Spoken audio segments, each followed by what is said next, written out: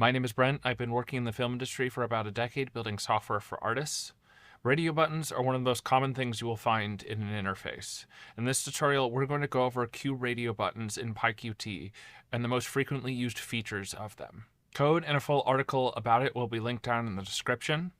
I also include chapter markers, so feel free to skip around as you want. Now let's get to the code.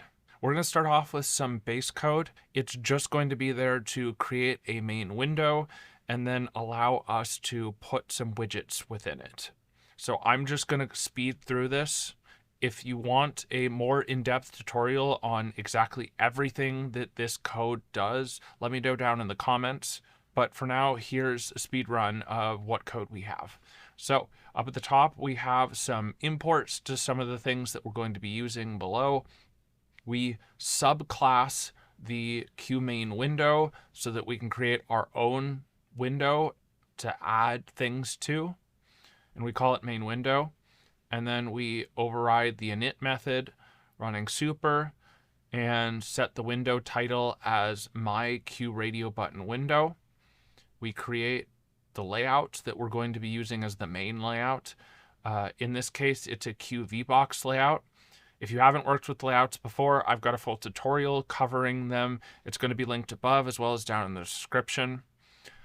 But all you really need to know is that this creates a layout such that all of the widgets are going to be vertically stacked. That's why it's called a QVBox layout. Then we create a widget. This is just going to be the widget that all of the other widgets are going to be within. And then we create a main layout, and then we add the main layout to the widget, and then we set the central widget as the widget that we created. And then down here, we have a main function where we create the application, we create our main window, we show the window, and then we execute it. And then down here, we actually call the main function. So that's the base code. And if we go ahead and run it, you'll see here that we just get a window that just says my QRadioButton window, and it's completely empty. Now let's get to working with some QRadioButtons. So let's close this out. The first thing we're going to do is we're going to create some QRadioButtons. And to do that, we're going to need to do some imports. So we're going to import QRadioButton as well as QButtonGroup. And then down here in the init method, the first thing we're going to do is create a QButtonGroup. We're going to do self.buttonGroup is equal to QButtonGroup.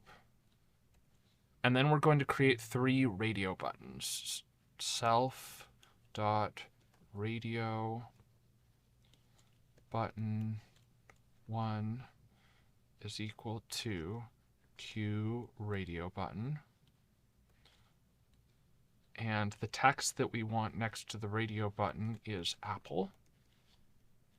And then we're going to create 2 more. I'm just going to copy and paste the lines so that we can more quickly edit them. And we're going to create radio button 2 and 3. And we're going to do peach here and grapes. So we've created a button group and then 3 radio buttons. But you're probably wondering, what does a button group do? So a button group allows you to connect multiple buttons together, and these include radio buttons. And by default, it will make it so that you can only select one of the buttons in the button group at a time. And that's what we're going to be using it for. So we need to add these radio buttons to the button group. So we're going to do self.buttonGroup.addButton, and then we're going to do self.RadioButton1, and then we're going to copy this line, and we're going to have the same thing for radio button 2 and radio button 3. Great. So these are added to the button group. The next thing we need to do is we need to add the buttons to the interface. So we're going to do main layout dot add widget, and then self dot radio button 1, and then we're going to do the same thing for 2 and 3. And that's all we need to add 3 radio buttons to the screen and have them be exclusive, so that because we added them to the button group, it will make it so that you can't click or have selected more than one of the radio buttons at a time, which is the common expected way that radio buttons work for most interfaces. So let's show that that works. And so we're going to go back to the terminal and we're going to do python main.py. And yes, you can see here that we have a window and it has 3 radio buttons in it, and you can select, and if you select it again, it will deselect what was previously selected. So only one thing can be selected at a time. So we've created some radio buttons and made them exclusive. One of the next things that can be useful is to set which radio button is selected. So that's what we're going to do next. We're going to start off by closing this out and then going back to the code. And then below where we added these radio buttons to the main layout, what we're going to do is we're going to set the first radio button, so the Apple radio button, to checked. And the way that we're going to do that is we're going to do self.RadioButton1 .set checked, and we're going to pass it true. So the radio buttons have a set checked function, and that function you can pass it a Boolean on whether it should be checked or not. And so if we go ahead and run this, you should see that Apple should start out being checked. And yes, you can see here that Apple starts as checked. Another useful thing to do is getting what button is checked, as well as the text of that button, so we know what button it is. And so what we're going to do next is we're going to create a label for our interface, basically just a place that we can put some text on the interface. And then we're going to get what button is checked, and then set the text of the label to be whatever button is checked. Let's get to the code. So first off, we need to import QLabel, which is what we're going to be using to put text on the interface. And then we're going to go down here after the code that we previously added of the set checked.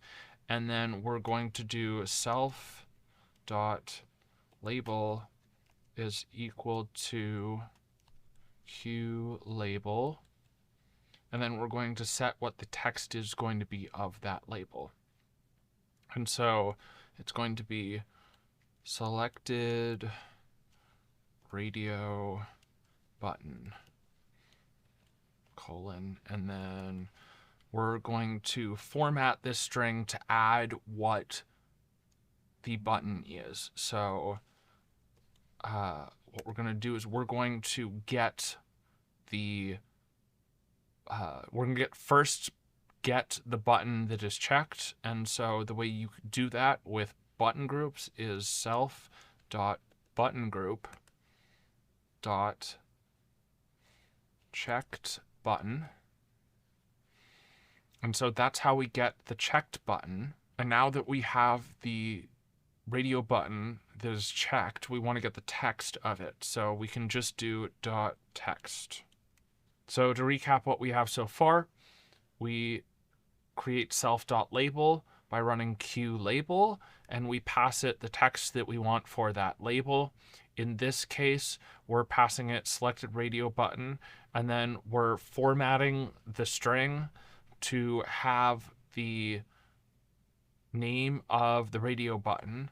And so we get the checked radio button by running self.buttongroup.checkedButton, and that gets the checked button. And then we want to get the text of that button. So if the Apple radio button is checked, we want to get Apple and not just the radio button. And so we run .text. And so the last thing we need to do before we can run it is we need to add the label to the main layout. So main layout .add widget self .label. And so let's run it. Clear the screen, and we run python main.py. Yeah, you can see here that we have the window. We have Apple already checked because that is what we did in the previous part. And then you can see here that we've got the label that says selected radio button, and it's Apple. So that is how you get from a button group what the selected button is, and then get the text from that radio button. And the last thing that we're going to cover is how to react when a user clicks on one of the radio buttons in your button group.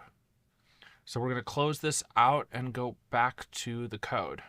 Below where we added the label to the main layout, we're going to connect up a callback function that we're going to create later. So what's going to happen is when someone clicks on one of the radio buttons, this function is going to be called. And so we're going to do self.buttonGroup.buttonClicked.connect. This basically says whatever function that we pass to this is what we want to be run when a user clicks on a button. And the function is going to be called self.onButtonClick. And notice I'm not passing, or not, I'm not having parentheses after it. We want to pass the function. We don't want to run the function. And so let's define that function. So down here, we are going to do def on button click. And by default, this function will be passed what button is clicked. So that's nice because what we're going to do when the button is clicked is we're going to set the label to have the text of the button that is clicked. So it's just going to update the label with whatever button is clicked. So we're going to do self.label.setText, and we're going to copy the text that we previously had here. I'm just going to copy this and paste it down here. And we're going to use the button that we know has been clicked, and we're going to do button.text. So to recap, we have set up this callback function called onButtonClick so that when the user clicks on it and the button clicked signal is sent from the button group, that this is run. And so what happens when the user clicks is that it updates the label by setting its text to be selected radio button and then the text of the button. And so let's see it run. And so if we run python main.py, we start off with what we did previously, in that the selected radio button is Apple, but if I go ahead and click on Peach, it updates the label. And I can go ahead and click on any of them and it updates to be whatever the text is of the QRadioButton. And those are the most common features that you're going to be using with QRadioButtons. Thank you for watching. If there's a topic you would like me to cover in a future video, please put it down in the comments. I'm always looking for more ideas. If you got value out of this video, hit the like button, and if you want to see more, please consider subscribing. And like all software made for movies, we test in production. Thank you, and I'll see you around.